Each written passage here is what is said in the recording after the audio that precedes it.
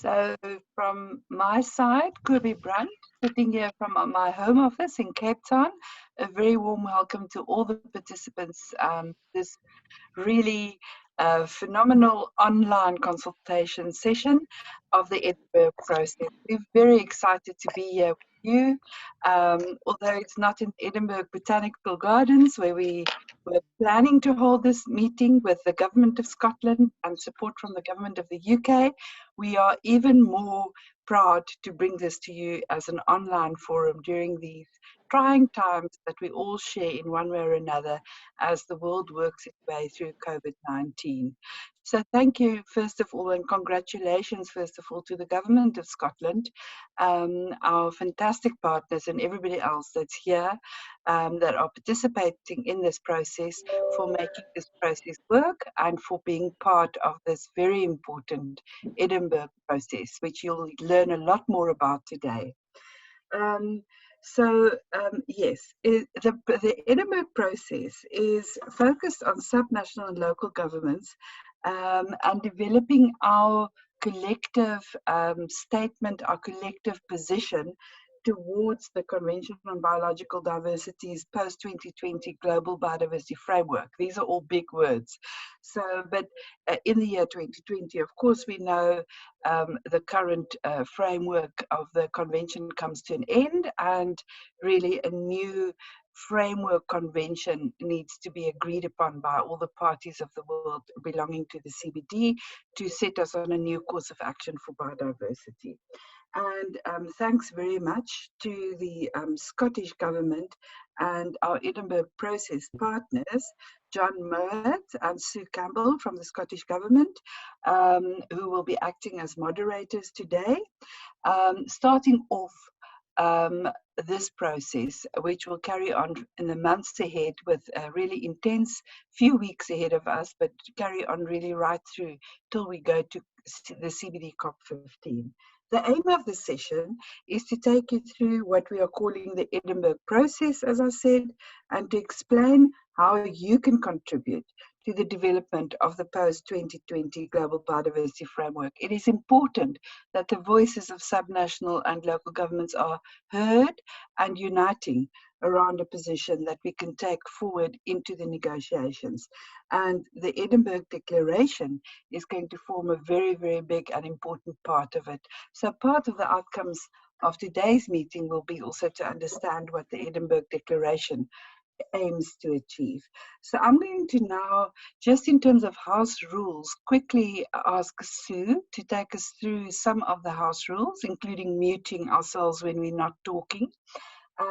But also ask Sue then to, straight from there, introduce us with a message of goodwill from the government of the UK and of the, specifically in this instance, the Scottish Government Cabinet Secretary for Environment, Climate Change and Land Reform, Rosanna Cunningham, who's an MSP, who is sending us a message of goodwill. So Sue, over to you with this, and then I will take it from here again. Thank you. Thanks very much, Kobe, and thanks for chairing this session on behalf of the Edinburgh Partners. Yeah, just a couple of housekeeping rules, just to remind participants that if you are not speaking, would you please make sure that you're muted? This helps us just to reduce the background noise on the call. As we go through the presentation, we will be calling for questions at fixed points through the presentation. So if you could please save your questions for then, you can use the raise the hand function, which can be found in the Zoom participants list. You can raise your hand and we'll invite you in to ask your question. But crucially, you can also use the chat function as well. So if you set out your question on the chat, we'll be able to answer that at the specific time. If we have lots of questions which we're not able to get through within the time of this session, we'll be saving the chat so we can pick those questions up and address them after this session. So that's just the housekeeping rules. If we can move to the next slide, please.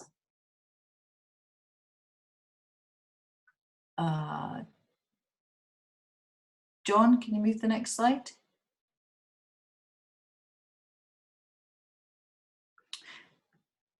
I'll just set out the message from the Scottish Government.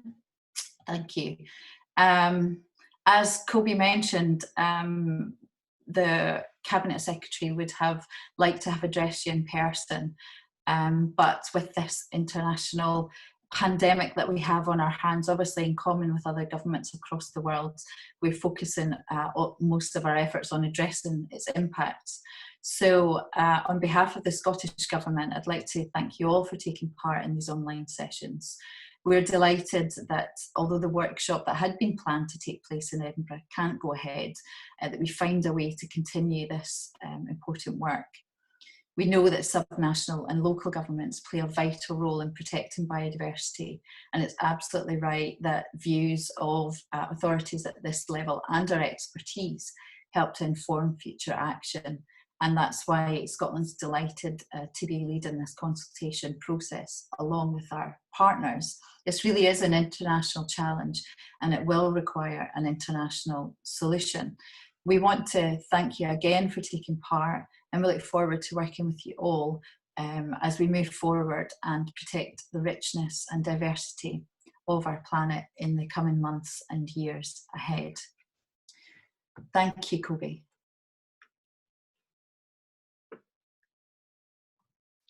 Thank you very much, Sue. And we can move to the next slide. As I just introduced to you, now we don't have dear participants, in person. On behalf of the no worries, but we don't have this very important lady that you see here, Ms. Jyoti Mather-Philip, who is the Divisional Director of the CBD Secretariat with us. She's based in the CBD Secretariat in Montreal, Canada, but very much in spirit and very much through a video message. The CBD is participating in all these webinars and in the Scottish and the Edinburgh process very, very deeply. So without further ado, may I hand over to Ms. Jyoti Mather-Philip, who is going to send us a message of goodwill and also highlighting the importance of this process that we are starting here in Africa today. Acting Executive Secretary, I would like to thank the governments of Scotland and the United Kingdom as organisers of this web consultation for allowing me to share a few words with you from the perspective of the Convention on Biological Diversity. I would also like to thank ICLEI and Regions 4 for their support to this process. This consultation arose from a lesson the Convention learned about 10 years ago. The campaign for life on Earth cannot be won without the full participation of all levels of government, from federal to national to subnational and local. And cities increasingly are part of the problem, but also the solution. Let's consider some facts. By 2030, nearly two-thirds of the world's population will be living in cities, tripling the urban coverage, which stands today at 3% to 9%. Recent research indicates that 16% of existing key biodiversity areas will be impacted by this urban expansion within the next 10 years. This will have a serious impact on biodiversity. However, cities are also a source of innovation in transport, industry, and medicine, and even agriculture. So thereby, this could have a positive impact on nature. Since 2007, the CBD Secretariat has been working with parties, UNO agencies, and international organizations, networks and associations of subnational and local governments to address this realization. And since 2008, parallel summits have been regularly held at the Conference of the Parties. In 2010, at COP10, a plan of action for the engagement of subnational governments, cities, and other local authorities was endorsed. The Global Partnership and the advisory committees started working. Regular updates and publications on this work have been provided since through Nature articles, NUCA, and CBOs. Subnational and local action is essential for reasons such as harmonization of policies and resources across all levels of government, management of ecosystems and natural resources, and productive land and seascapes, as well as connectivity of protected areas, often fall to subnational governments. Urban-rural linkages, teleconnections related to food and water security, fiber, energy, and health are often managed at subnational and local levels. Urban expansion and sprawl itself will affect key biodiversity areas, but the consumption footprint of cities goes much beyond. We're just beginning to measure and test their governance. The post-2020's ambitious goals can only be met with the full support and engagement of local and subnational governments. We hope and count on your support. Thank you for your attention.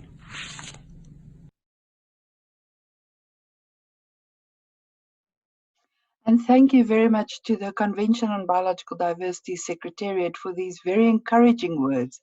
It's fantastic to see that in the United Nations, so many of the conventions are recognizing at such a great and accelerated pace the vital role that local and subnational governments are playing in not only the implementation, of course, but also in the formulation of what the new global agenda should be, and in particular in this case, what the new global biodiversity framework should be. So thank you very much. Those words from the United Nations to our constituency means a lot. And again, Scotland, this is perfect timing to start this Edinburgh process.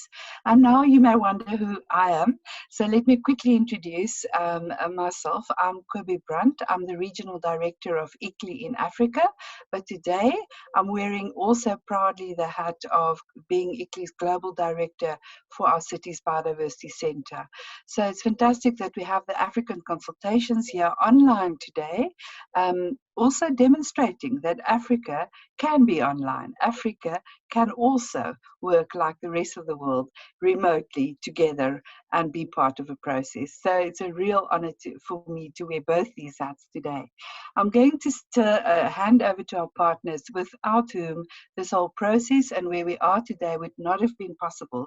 So very firstly, I'd like to call on Renata Gomez, who is representing Regions 4 for a short introduction. Renata, over to you.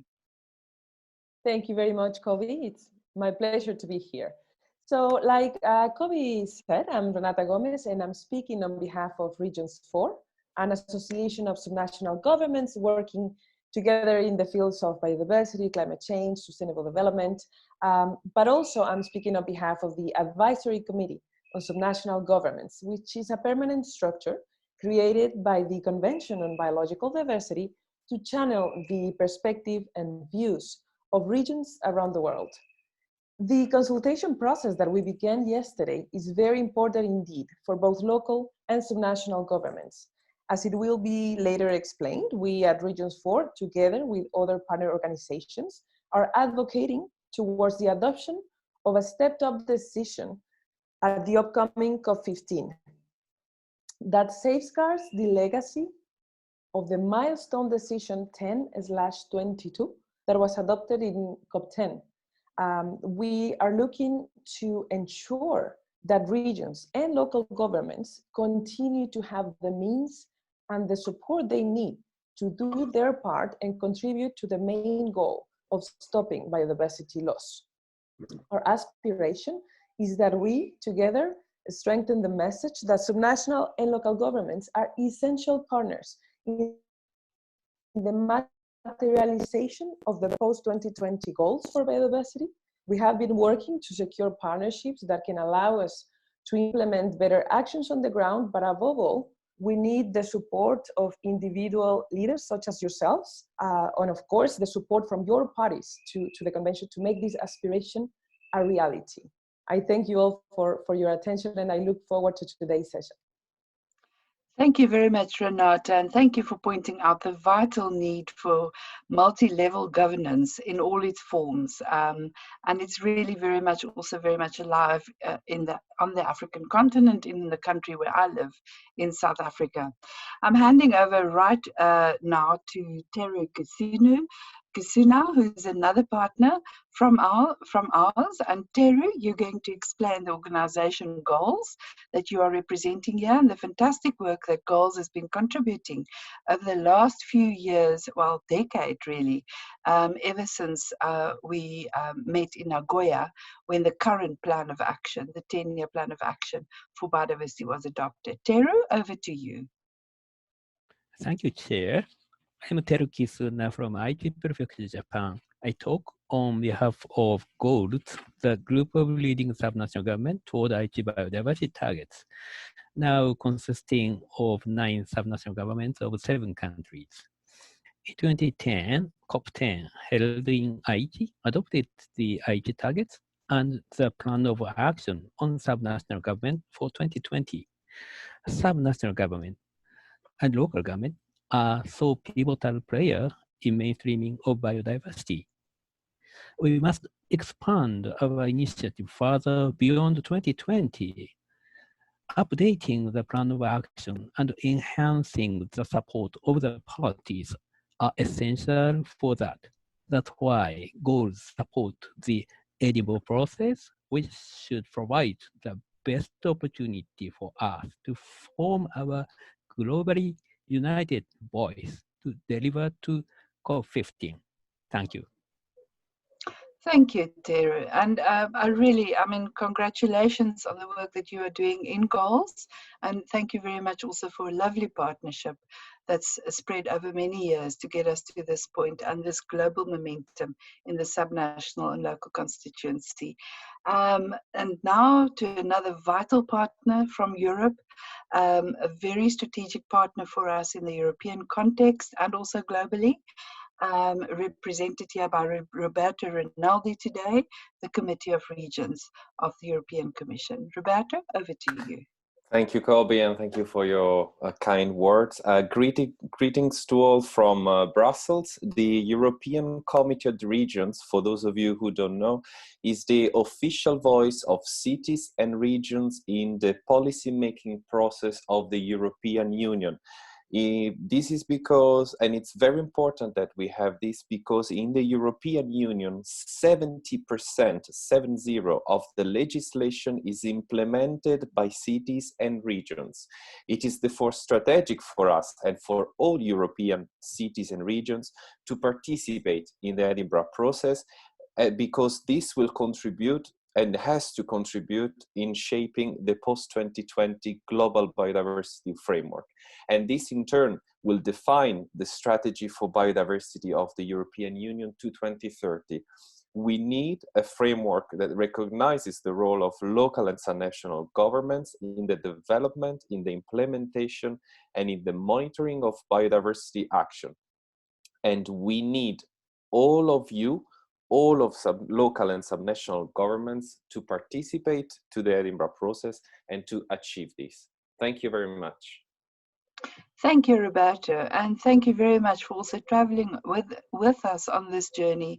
We see each other in all sorts of places all around the world where we represent the voice of local and subnational governments together. And I must say, those who've spoken today and those who are not here with us today, everybody that you can see on the screen here, and then many more, we make a great team. And thank you very much for the collaboration and the strategic approach that we as a team, and here I'm including Renato and Teru and Roberto and everybody else, that we are achieving. Without this partnership, we wouldn't have been where we are today. So from ICLEI's side, for those who do not know ICLEI, we are particularly local governments for sustainability. We've got offices around the world. As I said, I'm from the African office.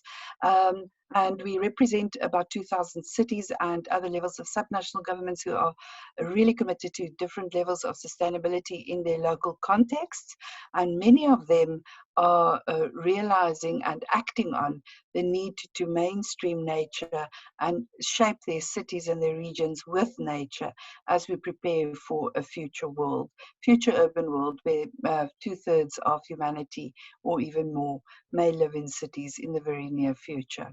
So from our point of view, this process is extremely welcome and important in Veritamius, as it is contributing very much to the consolidated approach that our constituency of local and subnational governments are building up and feeding into the processes, the formal processes of the CBD, making sure that our voices are heard, but also making sure that our contributions that we can make and that we should be making at the local and subnational level are taken seriously and are taken up and are recognized and enabled through a new global biodiversity framework, because at city and at regional level, we really are contributing a lot in terms of biodiversity, and Scotland is a perfect example of how we're doing it.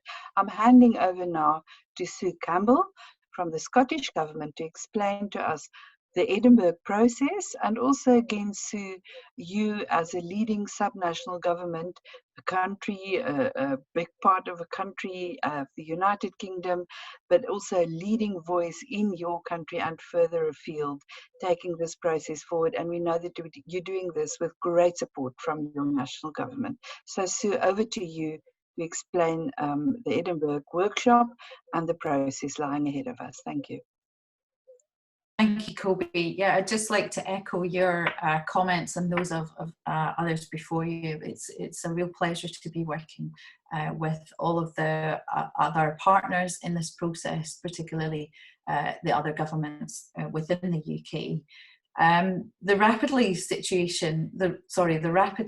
changing situation with COVID-19 has meant that we as partners have gone through several different plans to deliver this engagement of subnational and local governments for the post-2020 framework development. So whilst you rightly pointed out, Kobe, that we were supposed to have a workshop, face-to-face workshop at the Royal Botanic Gardens in Edinburgh, and I know many of you were planning to attend that, we've now been through several iterations before settling on this version of the Edinburgh process, which we're presenting to you today. The new format is completely online and will include a traditional consultation process to gather comments through written responses and through online forms to the various documents that we have, as well as the range of online meetings that we've planned and also thematic webinars that we've planned. So we hope that this online approach will still allow full participation in the process, even if we can all meet and be together in our beautiful city of Edinburgh. So the next slide shows the timeline of the Edinburgh process. And this runs obviously right up until COP15 in Kunming in China, which will take place next year. The important milestones are outlined on the timeline. Obviously, the first event there is to register on the Attendify app. And obviously, you've all done that because you're here at this online session. I hope you've all had a chance to look at the consultation documents, which are already online. We've got 3 documents online. And I hope you've already read through the zero draft document of the post-2020 framework itself. This session today is the second of our regional sessions being held across this week, 5 to 8 May. And these will be followed by the series of thematic webinars. And then we'll have a final feedback session again in late June, and these will take the format of these regional sessions. And at the end of the process, we'll be submitting the full final reports into the CBD meetings, which are to be held in August. So the next slide sets out the thematic session programme. And we have 4 different thematic sessions, but they'll cover these different topics that are highlighted here. The sessions will be held over the next 5 weeks, and they're being coordinated and run with our Edinburgh Process partners. And these sessions are important in allowing technical discussions and more in-depth discussions that might help inform your responses to the consultations that we've placed online. This is also a chance to share knowledge and exchange experiences, and that knowledge and the outputs created through these sessions will also inform the final report of the Edinburgh Process into the CBD.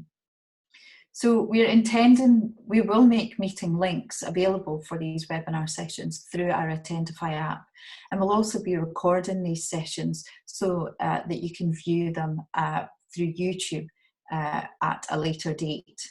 And this reminds me to let you know about the digital platforms that we're using throughout this Edinburgh Process. So we're using the Attendify app as our main platform for sharing information about the process. As you're all aware, the app is free to use, and it can be accessed through a smartphone, and it can also be accessed through a browser on your desktop computer. There's more functionality with the smartphone version. Everyone attending this information session should already be signed up to Attendify, and we do encourage you to access it and to use it on a regular basis. It contains all the information about the process, such as our schedule, the speakers, the partner organisations, the consultation document links are up there, YouTube video links are on there, and there's also a Twitter feed link so that anybody that's tweeting about the event, this will appear on our app as well. Our Twitter handle is #post2020Edinburgh. So if you're tweeting, you can use that handle, and it's on the last slide, so you can see that. And using this app, you can keep up to date with our online sessions and all the information that we need to share with you throughout the process. The advantage to this app is it also has a social media function.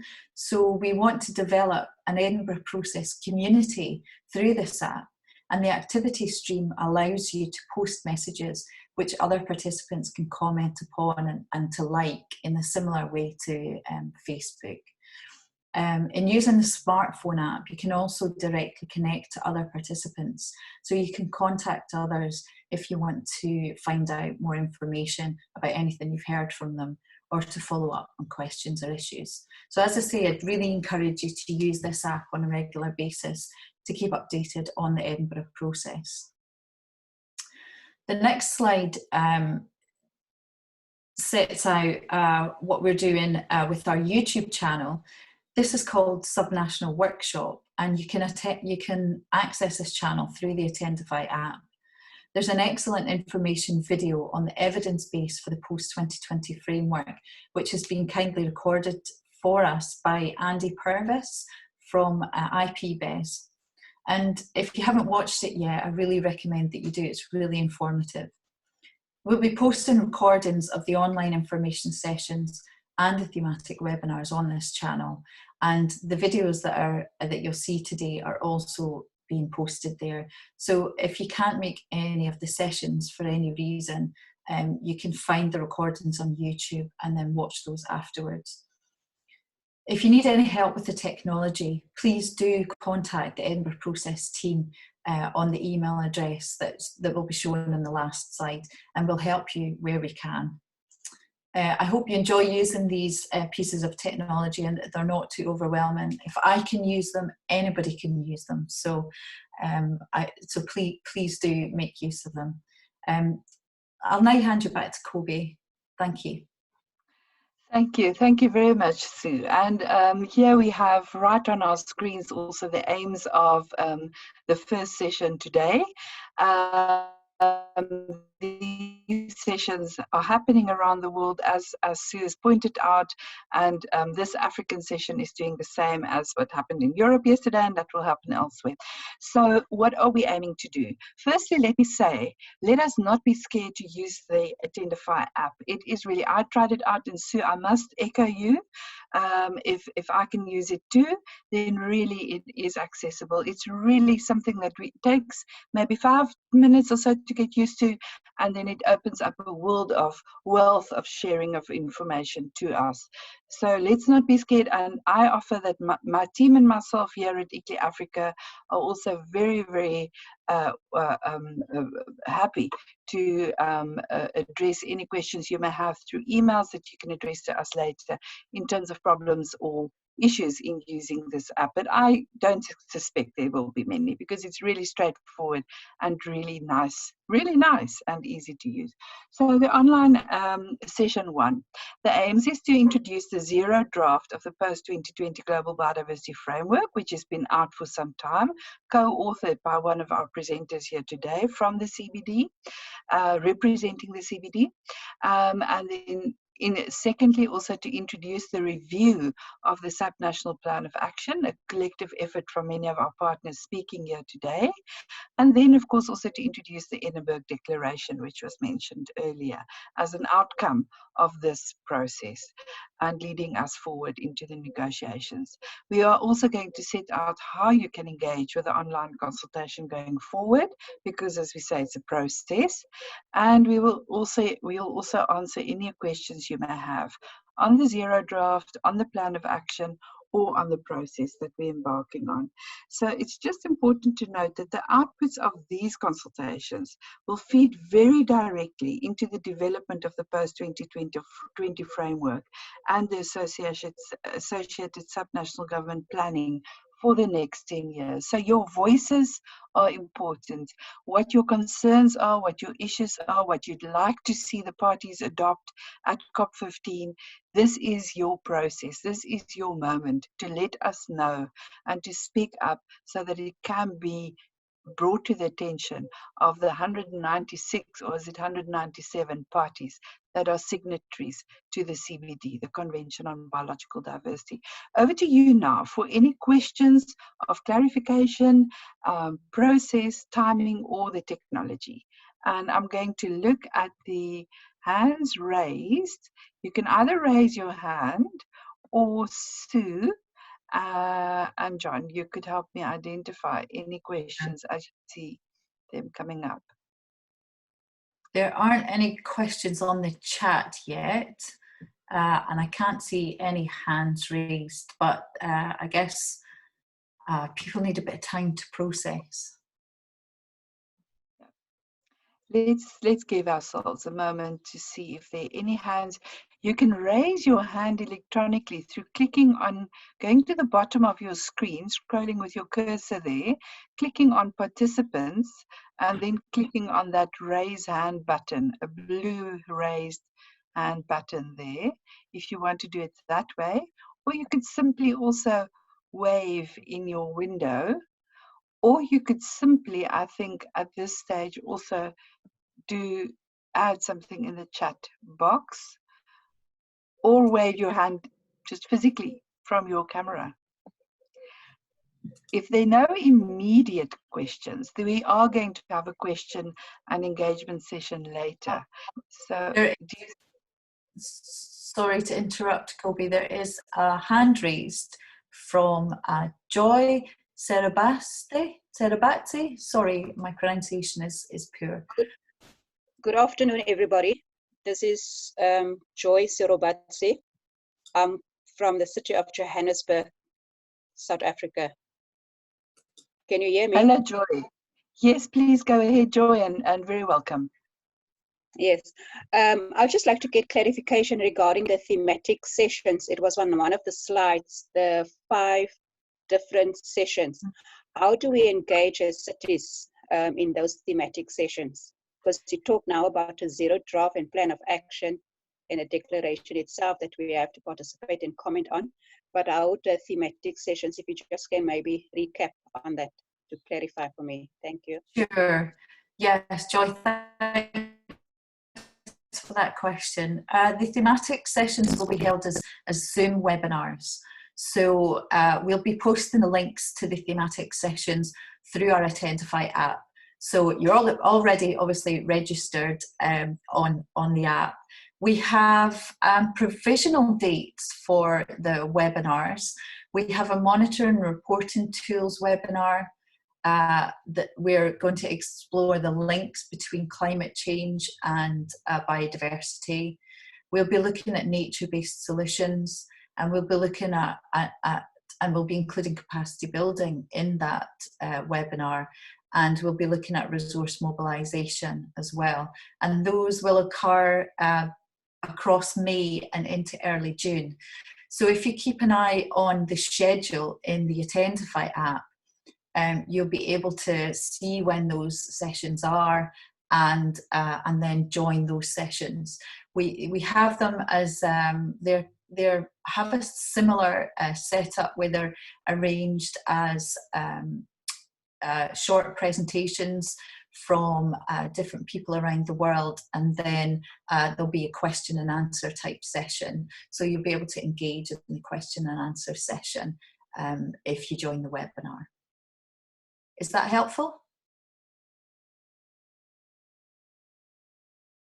Yep.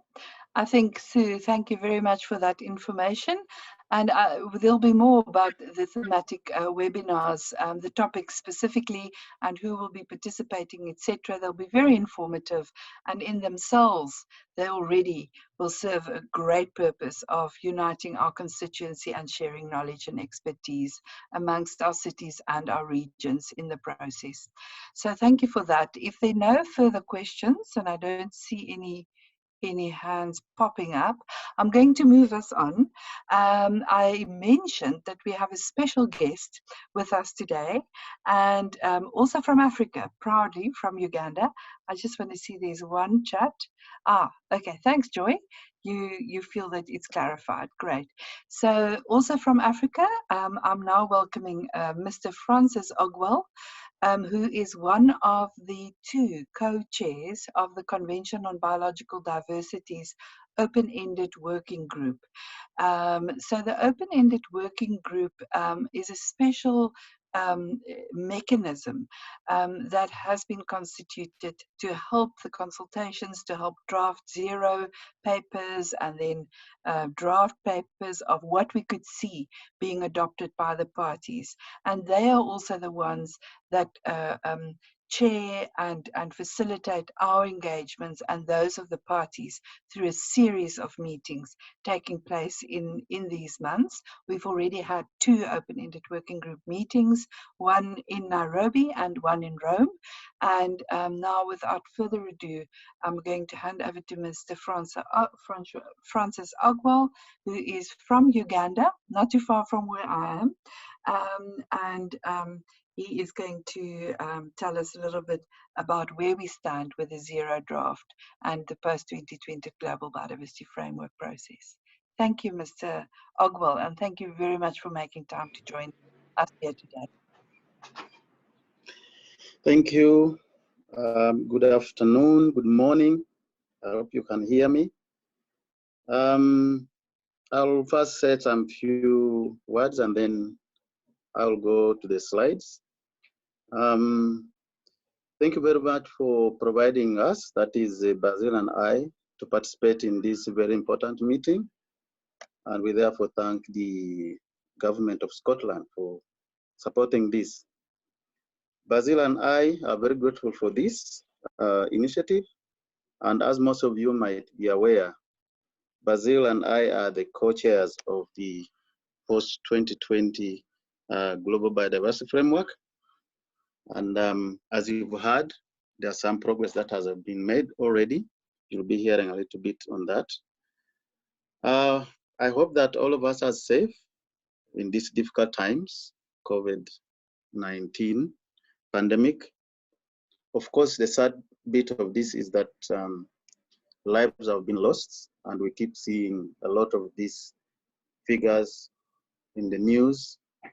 Very sad indeed, and we pass our condolences to those families, but also that there are still many who are sick, the people who are still contracting this virus. We have to pray for them to heal. On the other side, the COVID-19 also seemed to be having, surprisingly, some positive side. One of that, you can see that I think globally now there's less trouble. All airports, planes, most of them are grounded, and that means we have less pollution of the air or the atmosphere. But also there are certain activities that could be facilitated by movement of human beings, either by air or by road.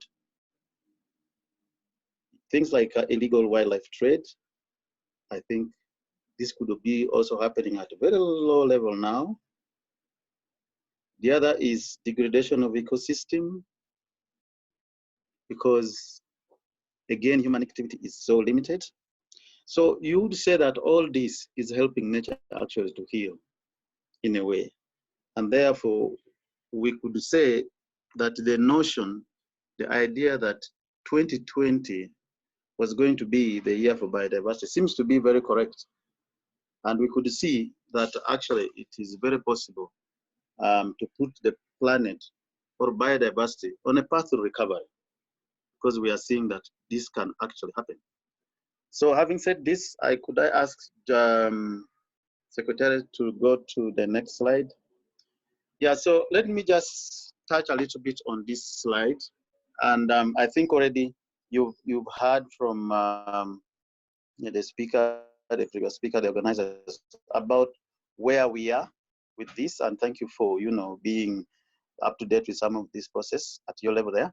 But basically we have got 3 levels of pursuing or handling the post-2020 process. And that included phase 1, which was on regional consultation, phase 2 on thematic meetings, then you have phase 3 on negotiations. I have to say that from January 2019 up to around May 2019, that is when the regional consultations took place. The co-chairs participated in all those meetings, and we concluded very successfully. We had very good ideas from regions, what they expect this framework to be, what they would like to see in the framework. And then based on that, we started with other processes that should follow that. One of those, as you've heard, was the first meeting of the Open Working Group. That was in July in Nairobi. It was successful. That immediately followed after we had finished the regional consultation and other consultations. But also that there are other activities, the one you see in gray, that also have taken place on phase 2. This is on the thematic consultations. So we've had on resource mobilization, we've had on marine, on accountability and reporting and capacity building. Those 2 happened just at the margins of the second meeting of the Open Working Group in Rome in February. But also that before that, in November 2019, we did an informal briefing of what actions we had taken as co-chairs since the meeting we had in Nairobi.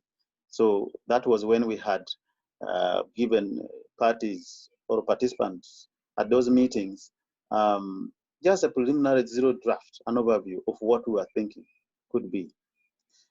Now, of course, moving to that, and because of the COVID pandemic, the other phases now, the timeline keeps changing, and it could be that these are still even very provisional. Initially, COP15, that most of you could be knowing, should have taken place this year, but now that cannot happen with all what we are seeing around us.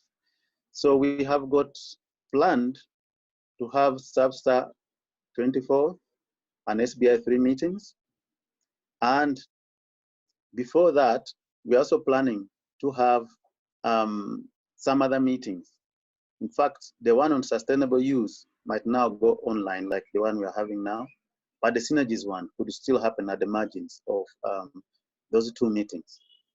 And after that, then we could move on to the next process. But I have to say here that when we have these meetings taking place at SAPSTA, it will mainly be looking at the indicator. I will explain that a little bit more. Now, after the meetings of SAPSTA and SBI, we'll have about maybe 9 weeks as co-chairs to prepare the next version of the document, which we are calling now draft 1. And that should be up for parties to review or to have access to it before the third meetings of the Open Network Group, and that should be 6 weeks before. Then thereafter, again, we will have, after the meeting, after the third meeting of the Open Networking Group, we should again go to revise or to update the version that we have. And again, that should be posted before the meeting in the 15th, the COP15. So that's why you've heard already that it is going to be in 2021, but the exact date again is still being discussed. And even the date of SAPSTA and SBI, as you see there, may not still be, this could be still be tentative, may not still be conclusive here. So if we could go now to the next slide, please. Yes, so the next slide basically gives you the kind of documents that we are working on as the co-chairs with the Secretariat and other colleagues. We are aiming at, by 25th of May this year, to have got a document that can be peer reviewed. And that will mainly cover the goals and targets. It will also have the components of those goals and targets. It will have the monitoring elements and the indicators, and then the glossary and baseline information, as well as SDG linkage. So this is what we are working on right now as co-chairs with support from the Secretary and other colleagues. And so the document that will be coming up will have that for peer review. And the peer review should take place about 4 weeks. And again, will take time to work on the document itself and come up by July 6th with another version, another document now. Of course, that this, as I said earlier, it should be earlier, 6 weeks before even the meeting of SAPSTA. So that document then, again, will have the table, as you will see it will have the glossary information, baseline, SDG linkage, goals and targets.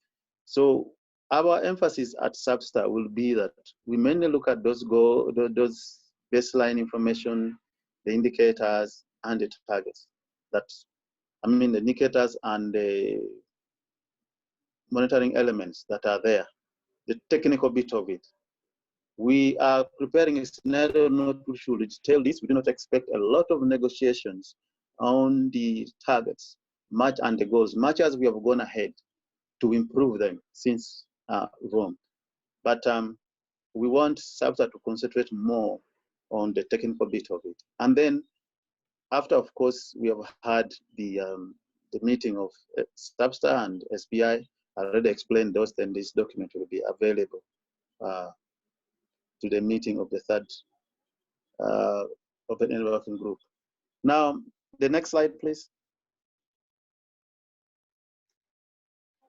Yes, so let's touch a little bit on the subnational and local government levels. And I think this has, a lot has been said here, which I have to appreciate. That actually, when you look at the local governments and subnational governments and local level, this is where the action is. This is where the biodiversity is. This is where the local communities are. This is where the IPLC is. So these other plans, these other action plans, these strategies and everything we are working on, action will take place at the local government level. So the participation of local government, the CBD takes it very seriously, because what we are dealing with, our main focus in this convention, that is on biodiversity, and the other attendant aspects like the issues of IPLC and others, those are at subnational and local government level. So, as I said, this is basically the foundation for conservation.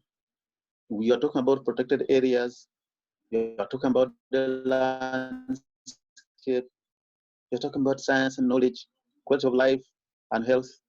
Most of these are at that level. Even the urban areas, as you've just heard, that much of the rural areas, most people are going to be staying, they're going to migrate, people are going to stay in the urban areas. So this is again where, again, biodiversity is those urban areas. But also that we expect definitely in the next 10 years and beyond to see changes on socioeconomic patterns. There will be a paradigm shift. So we expect to see some change in sustainable production and consumption to contain some of these challenges that we have. And we have tried to discuss this very much in our drafting of this post-2020 framework as we go along. So let's go to the next slide. Yes, so really what we know, and I've already heard it being said earlier, that only to echo now, is that we expect that we should have very strong collaboration really in this whole process that is going on. But also important is that you need to develop strong positions. And I think it has been said earlier, you heard it, and you share them. And also critical, perhaps most important as well, is that you should be able to have like-minded parties or some parties that support this process, that support these issues of subnational and local governments, their participation in this process, and link up very strong with that, with those like-minded parties. Why we are saying that is because once you are raising up these issues and parties are not on board with you, as co-chairs, it may be very difficult for us just to put that text there, because people will say, but you're saying this, we don't see it, it is not reflected anywhere in the outcomes of the meeting and things like that.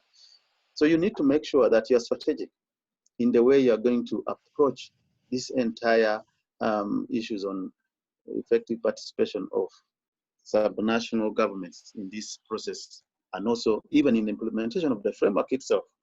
I have said it and I have to repeat it, action will take place nowhere else other than at subnational and local government level.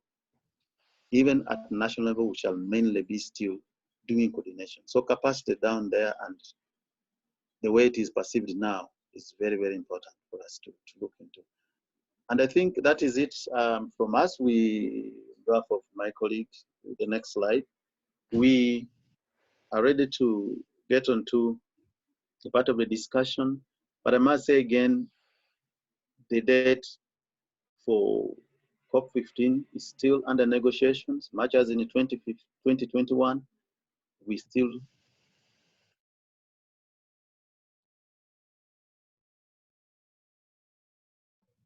Of the So I think that is it. Thank you very, very much, Mr. Ogwell, and thank you for those quotable remarks that you made. And it's such an honor for us to have you with us today. You're playing a pivotal role in deciding and shaping the future of what we as the world collectively will take on in terms of our relationship with nature and with biodiversity and the planet in the post-2020 world. And as you rightfully said in your opening remarks, health and what we're going through currently in the through the COVID pandemic is certainly going to be even elevated more strongly in what we see in the post-COVID world and in the post-2020 biodiversity framework. So your remarks around the importance and the role of local and subnational governments are very well received, very well heard, and it's fantastic to know that we can count on both you and your co-chair's support and your invitation for us to participate as a constituency. Thank you for receiving us and our city leaders at your open-ended working groups and in the processes so very well. and so very warmly, and always allowing our interventions from the floor, either as part of party delegations or as part of the local and subnational constituency. Thank you. And just on a more personal note, we work on the ground with our teams in your cities, in Uganda, Kampala, Entebbe, Jinja, so many of your cities, and we are with you in solidarity, as I know that Uganda too is bracing itself for COVID-19 and is already responding excessively well to the pandemic. So all the very best and strength to you in the coming weeks and months. We will be there with you. And thank you for carrying on with this important work and this important process as part of the Convention on Biological Diversity's roadmap to a post-2020 world. We're very proud that a co-African is co-leading this work for us. So without further ado, I want to hand over now to Mr. John Mowat from the Scottish Government to take us a little bit more in depth into what the Zero Draft contains. John, over to you. Thank you. Yes, thank you, Kobe, and I'll just add a little bit to what's been said so far and give some information on the consultation document that you can find online. So I think one of the important things which Francis has already highlighted is that when we're looking at the Zero Draft, which is available through document 2 on the Attendify app, there's two parts to that. The first part, which covers the goals and the targets that are being negotiated at the moment, and the second part is the monitoring framework. And it's very important when you're responding to the consultation document that you look at both of these at the same time, because they're really two parts of the same coin. Sometimes if you don't see the element that you think should be in a target, it may be because it's in the monitoring framework, and obviously there's discussion about what should be taken up to the higher level of the goals or targets and what should be in the monitoring framework, but you should look at them together. The Zero Draft itself is set out into two sections. So sections B to D set out the specific high-level goals for 2030 and 2050, and then the action-orientated targets. And then sections E to H of the Zero Draft relate to the more implementing and enabling conditions, such as resource mobilization, communication, reporting, and monitoring. It should be noted that through this consultation, we are not seeking detailed drafting suggestions for specific goals or targets, because those are being negotiated through the open-ended working group, but rather we're really seeking your views in general on the suitability of the goals and targets, whether there are any gaps or areas that can be improved from a subnational perspective. And when looking at the monitoring framework and its indicators, it's important to bear in mind that one of the fundamental principles of the convention is the application of the ecosystem approach, which was endorsed by Decision 5/6 in 2000, which in Principle 2 highlights that management should be decentralized to the lowest appropriate level. And I think that's something that a lot of people have touched on today. So while the targets may remain high level, the indicators and monitoring needs to be specific and suitable for that implementation and monitoring at the subnational and local level. So the consultation document is already online. You can find it fairly easily. We've set it up as an online document, so the background information is there, but you can answer the consultation questions through a Google form, which is online, and then we'll be collecting the outputs from them. The consultation is currently open at the moment and will remain open until the 29th of May. We noted that there's now some overlap between our process and the peer review process that will be happening that Francis outlined starting on the 25th of May, and we'll certainly be looking at how we can make sure we make the most of the opportunities through the peer review process and by gathering the views from subnational governments and feeding those in. So that's something that the Scottish Government and the Edinburgh Process Partners will pick up and make sure that we maximise the opportunity to feed your views across into the process. But I think in the first instance, I just encourage you to find the document on Attendify and please give us your response on the zero draft and the monitoring framework. Thank you. Thank you, John. And just to emphasize that it is the moment really for subnational and local governments to speak out and become part of the process.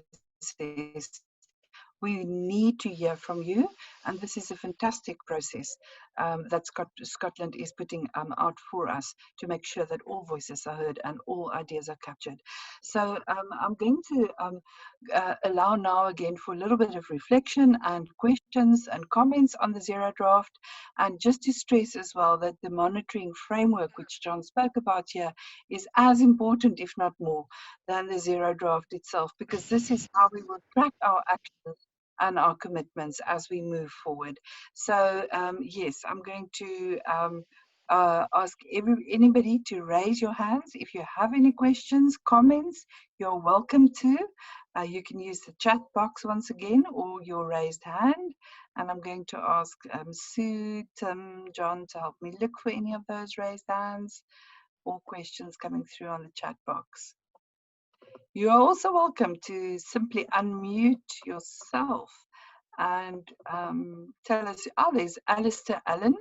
I'm going to unmute you if I can, Alistair, and I think you need to unmute yourself, or Sue, and then we can hear from Alistair. I think Alistair should be able to speak. We should be able to hear him now. Great. Hi, yes, Alistair. we can hear you. Hello, thank you very much for having me participate. My name's Alistair Allen. I'm the Biodiversity Officer for North Ayrshire Council in Scotland. And I just wanted to check, there was a mention of gathering input from Indigenous groups, women, community groups, youth groups, and various other groups in the process.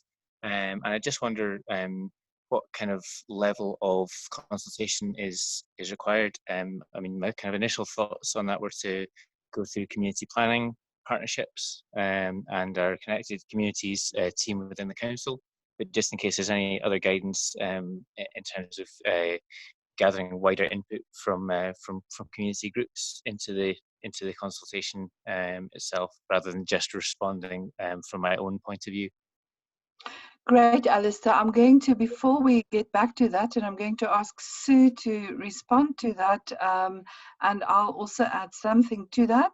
But I see Errol Dowles from the City of Durban, eThekwini Municipality. Your hand is raised. Errol, please unmute yourself and go ahead. Thanks, Kobie, and hi to everybody. Just a quick question from me. I know the United Nations declared a decade of ecosystem restoration, I think in the last year or so.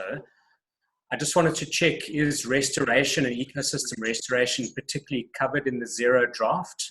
Because I think that's obviously something that's very pertinent to cities and urban areas where a lot of natural ecosystems are either lost or degraded, and there's an urgent need for us to start putting some of these ecosystems back in place. So just to check if that's been covered in the zero draft. Thanks.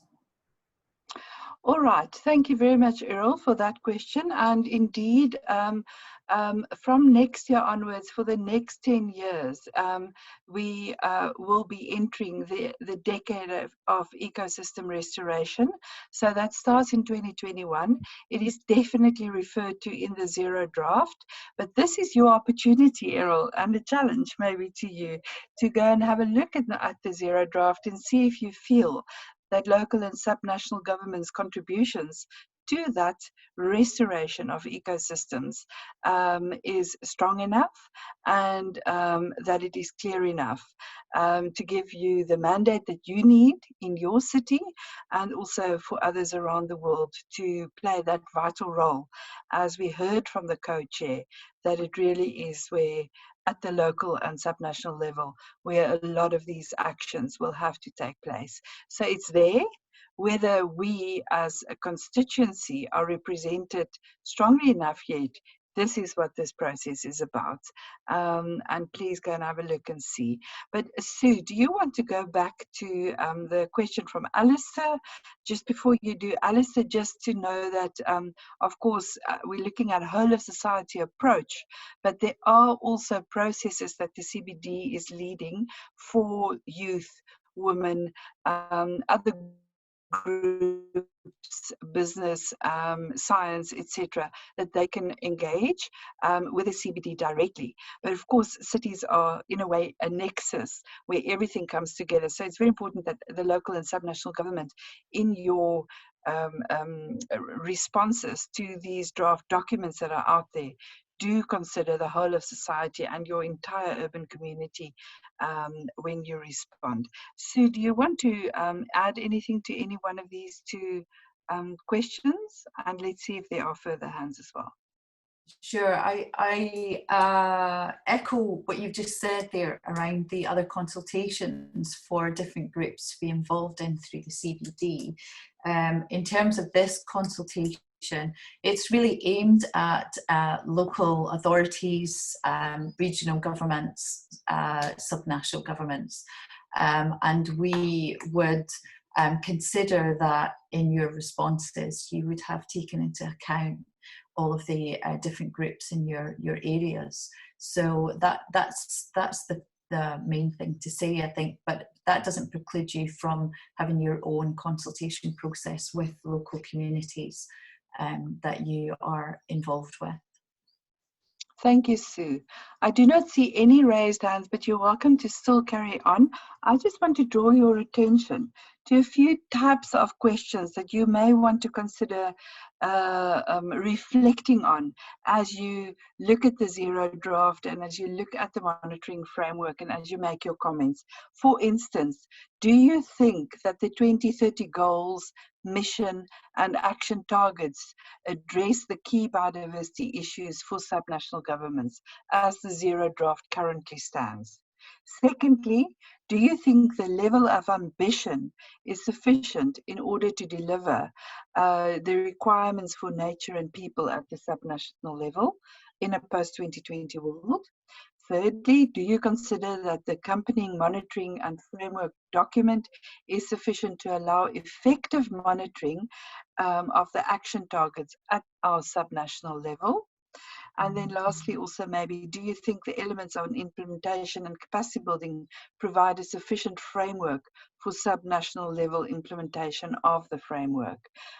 We can maybe pose these questions somewhere on the app as well for you to reflect on, but of course, you are welcome to consider these documents from your own perspectives and ask and interrogate them in any way you want to. All comments are welcome, and you've got the process now to do it through. So if there aren't any further hands raised, let me just quickly go through the list. There aren't. We are going to move over, and I'm handing over now to my colleague here with me in Cape Town. Well, not with me, but in the same city. We're both in our houses. Ingrid Coetzee, who is our Senior Program Manager at ICLEI Cities Biodiversity Centre. And this part of the session is going to focus on the review and the updating of the Plan of Action on Subnational Government, Cities and Other Local Authorities, which was previously adopted at COP10. Historic moment for all of us that were there in Nagoya, and which will now come to an end after a decade, at the end of this year. Ingrid, I would like to hand over to you to take us through this section. Thank you very much. Thank you very much, Kobie, and thank you also for introducing this. And yes, it was a very historical moment. There on the photograph, you can see some of the people that were present at that time. And John, if you move on to the next slide, I'm just going to jump into the presentation so that we don't waste too much time. So basically, what this next document is about is it reflects on a piece of work that ICLEI has done and coordinated, looking at the achievements of the current plan of action. And the purpose of doing that was to determine what worked, what didn't work, but looking specifically at what is next. What do we want to have? What are we calling for under the new global biodiversity framework? This is work that has been contributed to by all our partners, and you have met some of them in the beginning of the webinar. I'm not going to carry too much on the review, because if you move to the next slide, John, the document that has been uploaded onto Attendify and which we are asking you to comment on focuses more on looking forward. And essentially what we've done is through the past review of achievements, is to build a very strong case for a more active participation of local and subnational governments as being an integral part of government, and then that this participation needs to be in the implementation, monitoring and reporting of the new global biodiversity framework. And I think the important thing is, and it has been referred earlier, is what we're asking for is a dedicated decision, a much stronger and significantly stepped up decision that has a very clear and strong reference to the active participation of local and subnational governments. And that is why the comments that Francis Ogwell made earlier in his presentation are so exciting, because this is exactly the sort of thing that we're asking for. And building on the call that we've asked, is there was a series of points, or 10 points, we call it the 10-point framework, where we identified what are the main elements that local and subnational governments would be looking for to be mainstreamed into the post-2020 framework to ensure that our constituency is adequately recognized. And if you can move on to the next slide, I want to just unpack a little bit what are some of the things that we're asking for. And I should just mention, this is not very specifics. These are looking at it more from the perspective of what are the elements and what are the principles. And I think that there's a couple of really important things. For example, that we need to, in the targets and the objectives, we need to be clear what the local and subnational contributions will be to things like NBSAPs, the SDGs, etc. A second element that is very important relates to mobilization of resources. And I think that anybody working at the local and subnational government will understand that. There needs to be equitable and increased investment for local biodiversity action, particularly in things like nature-based solutions. The third point is that we need to have a better and improved decision-making systems through better access to data, to improvement in terms of our monitoring systems, and for stronger feedback mechanisms in terms of what we have already done. And there is a reference there to the platform, the Cities with Nature commitment platform, which does allow cities to make their commitments. If you move on to the next slide, I think the other points that are really important is that we're wanting to have the mainstreaming of biodiversity at the subnational and local levels. And the point that was made earlier about the ecosystem service approach being decentralized is very pertinent here, because what we're talking about is across the whole of government vertically as well as horizontally, but it's a multi-level and decentralized system. And then obviously in the next instance, capacity building is important. A lot of our subnational governments, particularly in our continent, are not that well capacitated, and it is really important, particularly where we're going into a new framework. Linked to this is the point about communication, education, raising awareness. So there's a whole element around that, but it's not just about awareness raising, it's also action. And I like what Francis was saying, is that the action happens at the local levels. And then just very briefly to take you forward, as we've indicated previously, that the contributions that we will make, and we ask that you use the Attendify app. There is a Google form where we have structured questions to help you. There's also opportunity to add more narrative, or if you want to, but that you make these contributions. We would like to have it by the end of May. I think it's the 29th of May. And that, as John has indicated earlier, all of the contributions that we receive, and again, this is your time to make your voice heard, they will be captured together. And the idea is that they then get submitted to the following meetings within the SCBD program, the subsidiary body on implementation meeting. And then just quickly, just to note that where this document, where we're asking your comment on, is forward-looking in terms of what it is that we want around local and subnational governments, the work that ICLEI has done in terms of achievements, that is not lost. We will be capturing that, and the idea is that we will submit it as an information document to the CBD parties, because I think it is a very impressive record over the past decade, and I think the subnational and local governments should be truly proud of what they have achieved. Thank you very much. Thank you, Ingrid. And let us just remind ourselves that this process is now open for comment until the 29th of May. I'm just very quickly, in the interest of time, going to see if there's a burning question. Otherwise, I'd like to move on swiftly to the Edinburgh Declaration. There are quite a couple of things we need to do, and we've got about 10 minutes left. Burning questions only. You can always ask the questions in the app afterwards as well, or approach any one of us directly. I don't see hands raised, so I'm moving on to the next slide, the Edinburgh Declaration. Now, we've heard from Ingrid about the subnational government document. The Edinburgh Declaration is going to be a global declaration, and it's a political declaration that will represent the high-level aims of the subnational local governments for the post-2020 framework. The Scottish Government and all our process partners here today, and the others that are not here, have co-developed the draft Edinburgh Declaration for consideration by subnational governments, you participating here, and the others around the world. And we really hope for eventual adoption by many subnational local governments around the world when we get to COP15.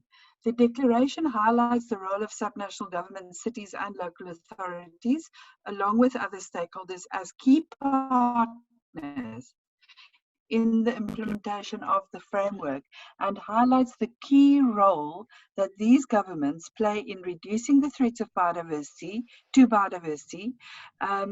meeting people's needs for sustainable use and benefit sharing, developing the right tools and solutions, and their actions in implementing and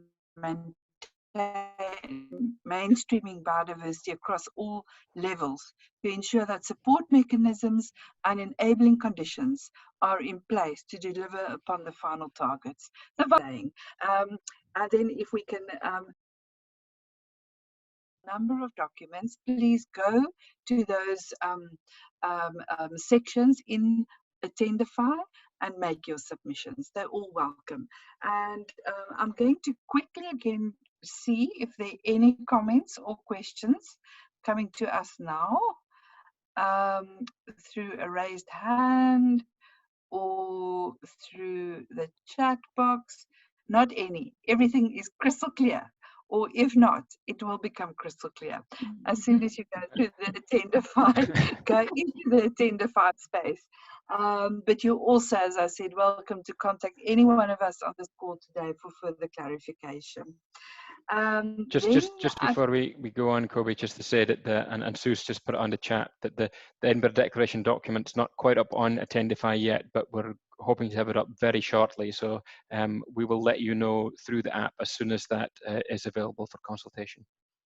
Thank you, John. And just for us to also note that this is a document that the Scottish Government is bringing out. So there's a lot of political consultation within Scotland and its partner subnational and local governments before it can be put out for public comment. So thank you very much once again also for Scotland to take the lead with this political declaration. We're looking forward to seeing it, and we're looking forward to contributing to it in the month of May. So thank you very much again for Scotland's leadership here. It's really welcome, and as I said, the timing couldn't have been better. And now I want to hand over back, I think, to the CBD. The United Nations Convention on Biological Diversity, our dear friend Oliver Hillel, for a short introduction. It's also a virtual introduction all the way from Montreal. Welcome to Oliver.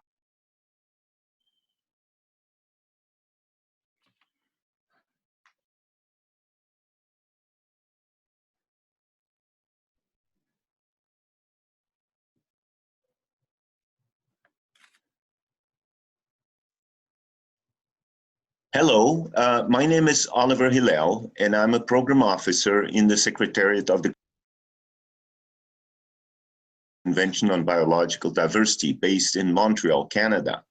I'd like to thank the Government of Scotland, particularly the Directorate for Environment and Forestry and Energy and Climate Change, for the initiative of organizing this Edinburgh consultation as a web-based process.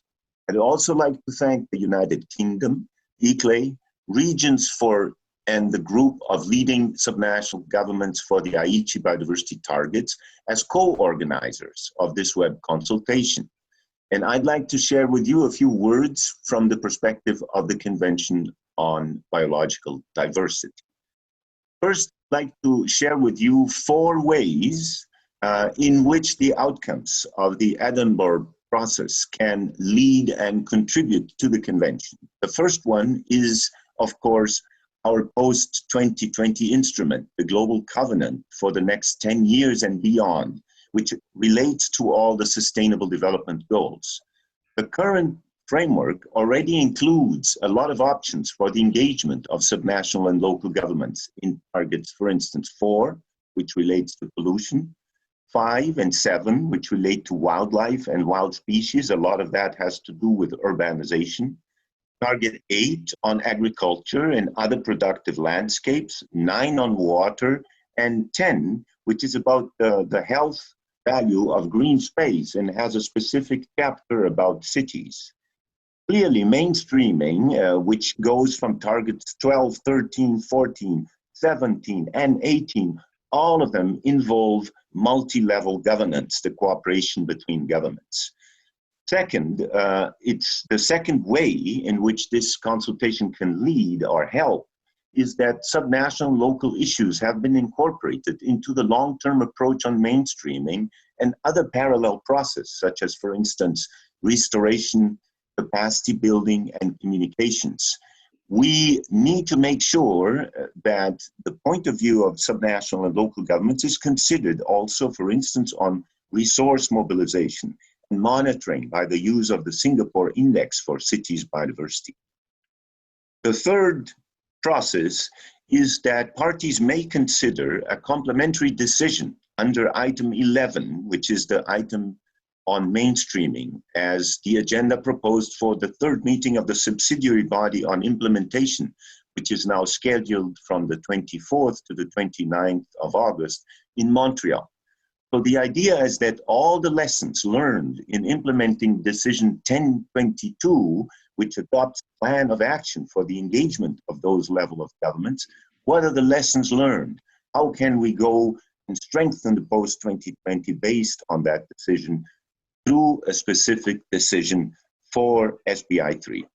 And the last mechanism is your personal contribution to the 15th conference of the parties, which is currently more or less rescheduled for the 1st or 2nd quarter of 2021, still in Kunming in China. So when that happens, there will not only be the conference, but there will be the 7th parallel summit of cities and subnational governments, which is hosted by the city of Kunming and by the province of Yunnan, along with the government of China. So we hope to see you in these 4 processes. Finally, I'd like just to leave, in the last week, we've been discussing a lot in the Secretariat the issue, of course, of the COVID-19 crisis. And I'd like to think that the discussions we've had have a lot of impact on what the Edinburgh process will be discussing. So there's 3 aspects of this crisis which I would like you to consider. The first one, it's clear that this comes from the imbalances on the management of nature. We know the origin of pandemics, so we know this has to do with unsustainable contact with wildlife and domestic animals.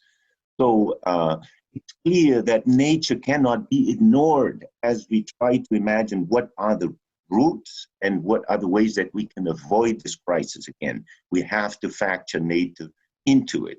The second point is that we're seeing that it is exactly the level of local and subnational governance that is helping people a lot in these times.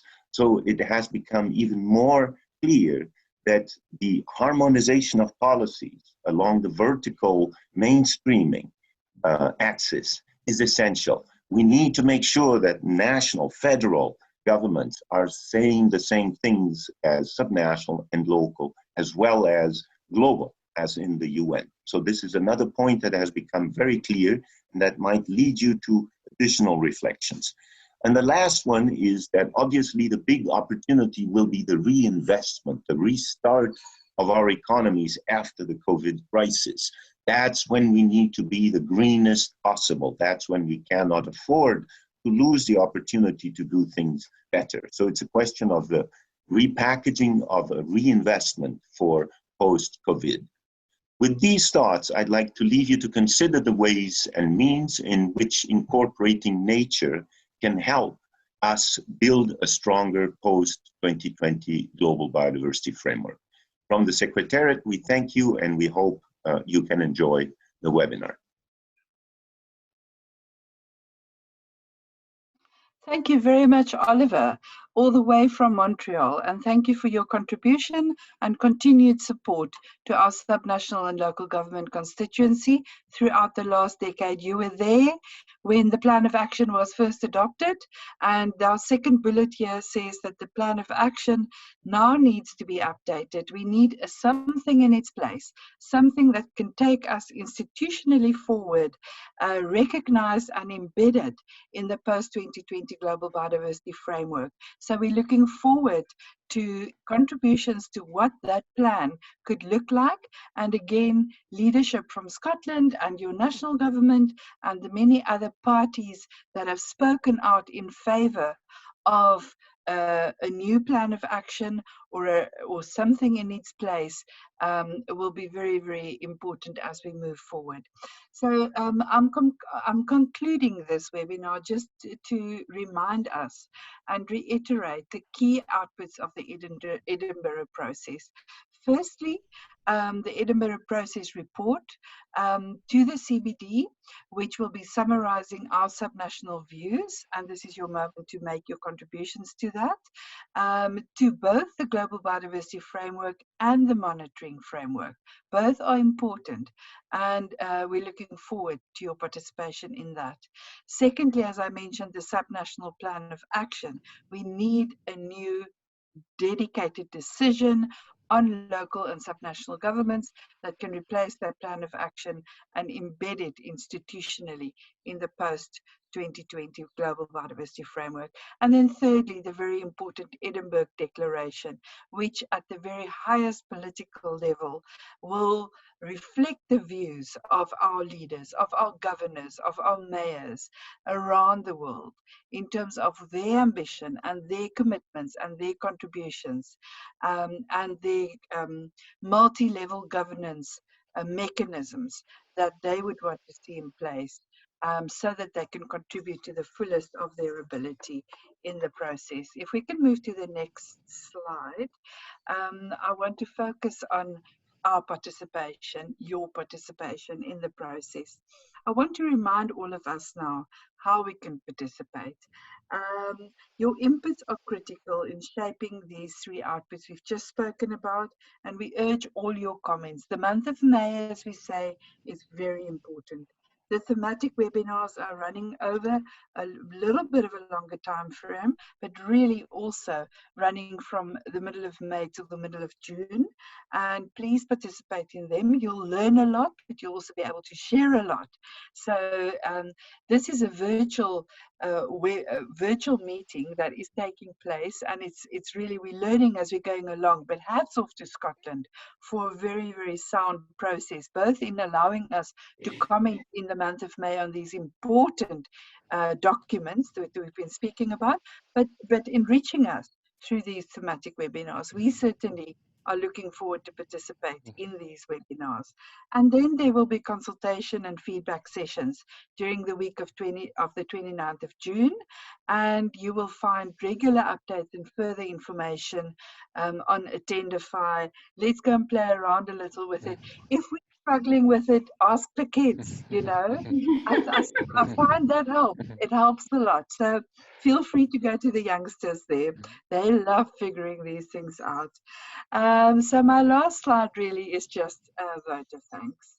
A big thank you to all the speakers today and the contributors to this webinar, to the participants who made time available, and to the moderators, to everybody that contributed to the successful webinar that we held today, and remind ourselves that this session is recorded and we can go and have a look at it again, share it further with our colleagues as we now make sure that our cities and regions that are represented here make our input through the Attendify app.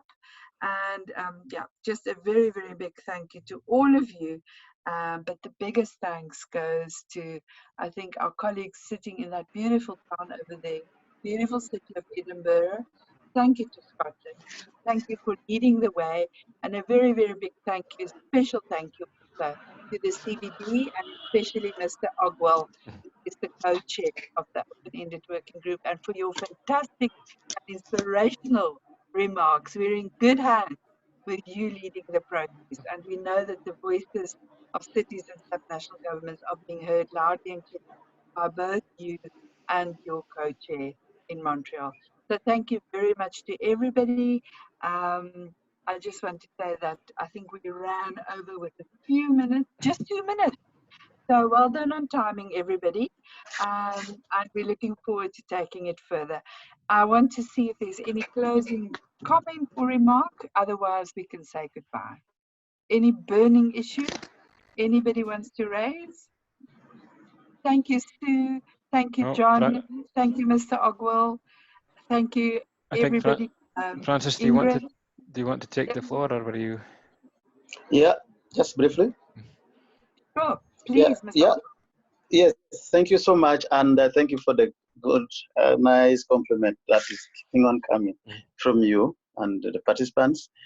Definitely, as co-chairs, we are going to try our best to really take on board as much as possible all these comments, all these inputs that are coming our way.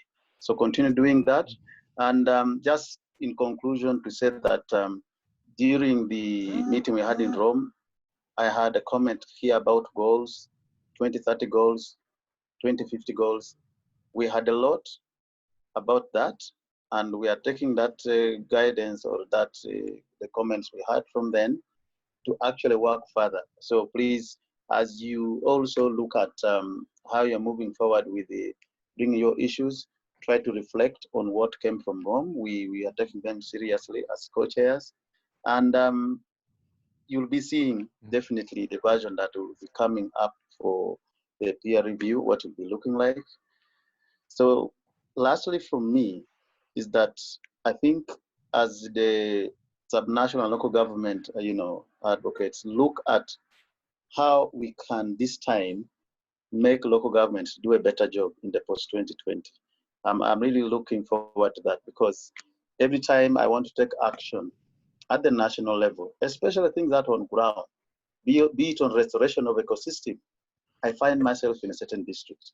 And that's why I'm saying that the action, really, most of it will be at the local government level in the post-2020. So see how best that can happen, the things of capacity building, resource mobilization, monitoring and reporting, nature-based solution, climate change and biodiversity, and then issues on ABS. All these as well really are relevant at the local government level, because we expect those officers to do for us a good job, but these things should target them as well, so that as somebody moves from the national level to go down to the subnational level, you find people doing what you expect them to do. Thank you so much. Thank you, Mr. Ogwell. Very wise words, and we'll definitely take to heart that we need to also get specific around the goals and targets that we'd like to see in 2030, 2050, etc. And what you see on the screen as well is the beautiful logo or brand of the COP that will take place, COP15, the historic moment that will take place in China next year. It was scheduled for this year, but it had to move to next year. Beautiful logo, wonderful, wonderful leadership we see coming through from China, from all levels of government there.